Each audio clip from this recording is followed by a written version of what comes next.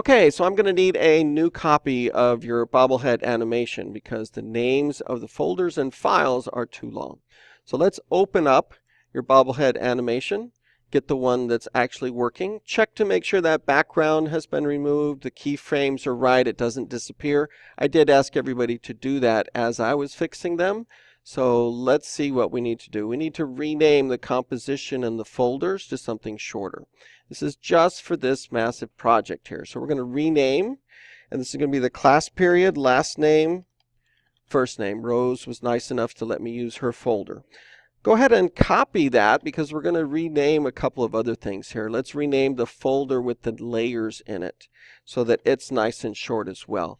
If you have more folders that have long names on them, I believe you can go ahead and rename those as well so that we don't end up with super long file and folder names. Now we're going to save as and also save it in the vector graphics project folder. So go in there and then change the name to that nice short version. Make it really easy to know exactly which one is this final version.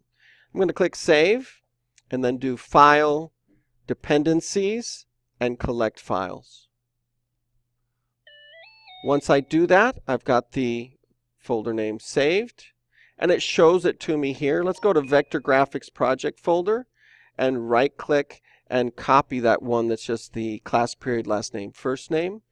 We can actually don't need the name folder in there either. Not sure why that showed up. Now let's just go ahead and hopefully yours doesn't have that.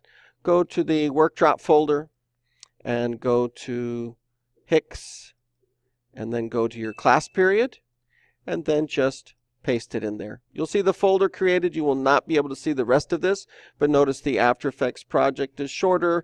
The folder that's got the stuff in it is shorter, and this is going to stay the same. We don't want to rename the the Illustrator file because that definitely can break your project. But now we've got these nice and short versions. I guess it adds the folder automatically. Now we also have here in the student and the Vector Graphics project folder, she's got a bakery building, so we're going to copy that and then go back to the student shared work drop folder and put that into the assets under Hicks, and then that's a building. If you have a float that's being pulled by a vehicle, just put it in the floats. It just won't need anything to pull it. I'm going to go into buildings and paste this in there. Notice some people did not put their names on things. They're essentially anonymous.